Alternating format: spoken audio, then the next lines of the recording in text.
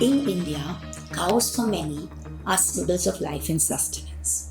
Of late, however, this reverence has taken a violent turn. In the name of cow protection, many self-styled cow vigilantes have attacked, lynched, and even killed persons, particularly from marginalized communities. How did we get here? What does the law say about this?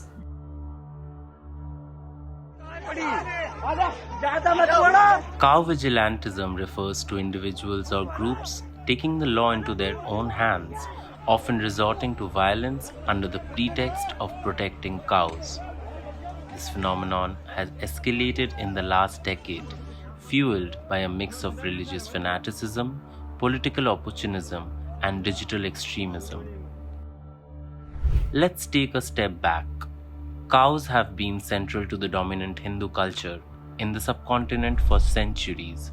Several states in India have had laws against cow slaughter for decades.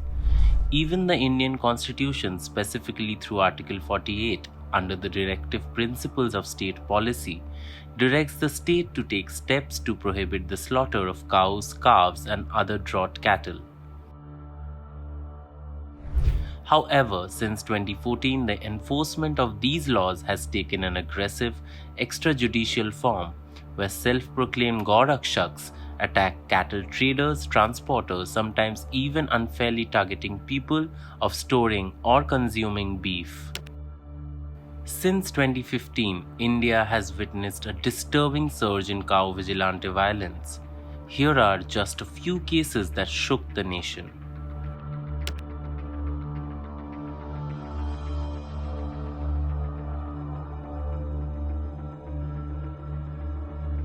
But these are not isolated cases. Studies show that 84% of those killed in cow-related violence since 2014 have been Muslims, and Dalits have also been frequent targets.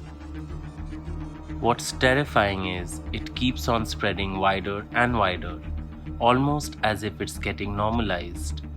From Haryana to Punjab, rising cow vigilante violence targets marginalized communities regularly.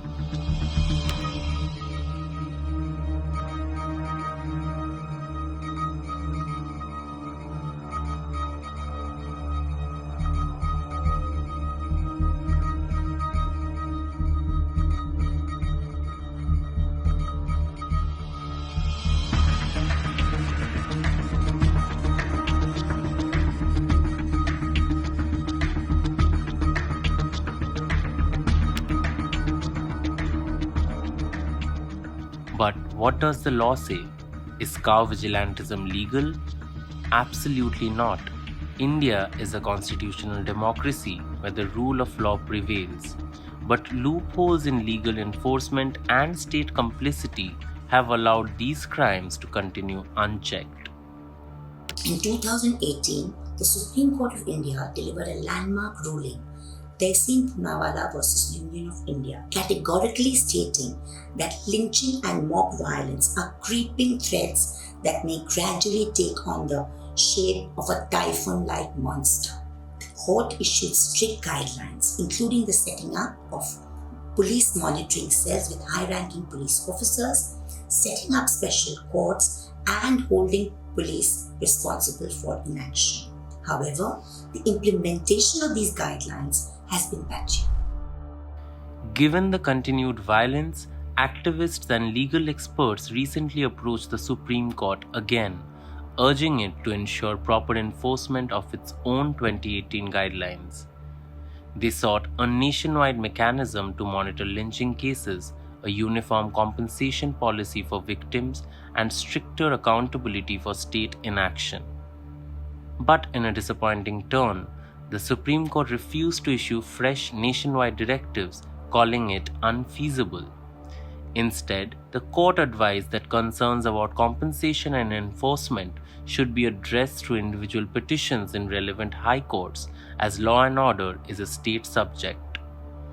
This response effectively shifts the burden onto victims and human rights groups, forcing them into prolonged legal battles in different states, rather than establishing a central framework to tackle lynching cases comprehensively. So, does this mean victims have no recourse? Moreover, convictions in cow vigilante violence cases remain rare, with some incidents even resulting in acquittals despite clear evidence.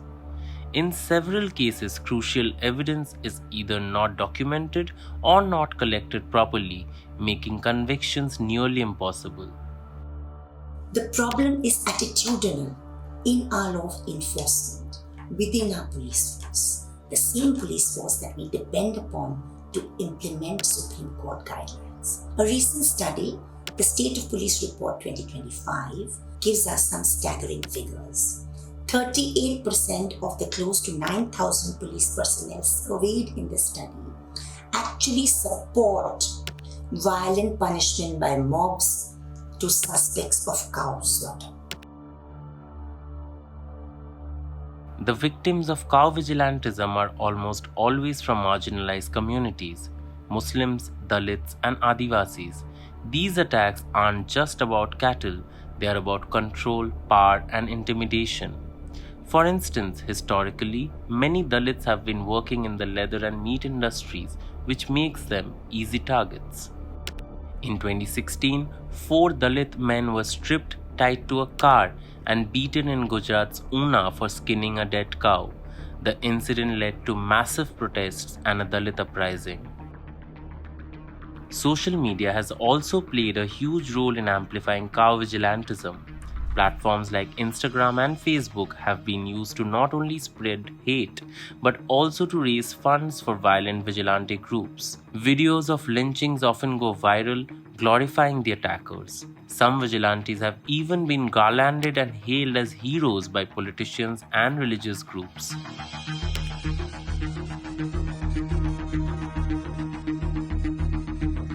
Beef consumption is a part of the diets of multiple communities, not only the Muslim population. Christians, many indigenous communities, and Dalits consume beef. Even some Hindus, especially in certain regions like Kerala, consume beef on a regular basis. Many argue that cow vigilantism is not just about cows, it's about using religious identity for political gains. Several accused in lynching cases have received open support from politicians.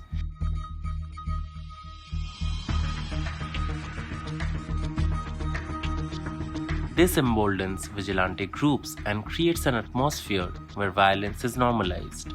Moreover, the economic impact is severe. India was the world's largest beef exporter, and leather production was a booming industry. But fear of vigilante attacks has crippled these industries, affecting millions of livelihoods. Also, there have been cases where people try to stir up communal trouble by throwing meat near temples and then blaming Muslims for it. For instance, in 2019, a civil engineering graduate named S. Hariram Prakash was arrested in Coimbatore for allegedly placing raw meat outside 2 temples with the apparent intention of creating communal discord. Incidents like this show how easily misinformation can be used to fuel hate. The way forward, here's what experts suggest. Stricter enforcement of Supreme Court guidelines. But this cannot go without training and orientation of police officers who have to implement these. Some monitoring of social media content that might incite the mob. Political accountability. Holding those in political office and electoral office guilty and prosecuting them for hate crimes that incite the mob. Empowering communities through legal aid networks and solidarity networks. These are some suggestions. What are yours? India's strength lies in its diversity and commitment to justice. Cow protection cannot come at the cost of human lives. If we wish to preserve our democratic values, we must stand against vigilantism and uphold the rule of law. At Citizens for Justice and Peace, we are fighting every day to protect constitutional values. We are tracking cases around the nation and demanding enforcement. You can be a part of this movement. Visit cjp.org.in to stay updated.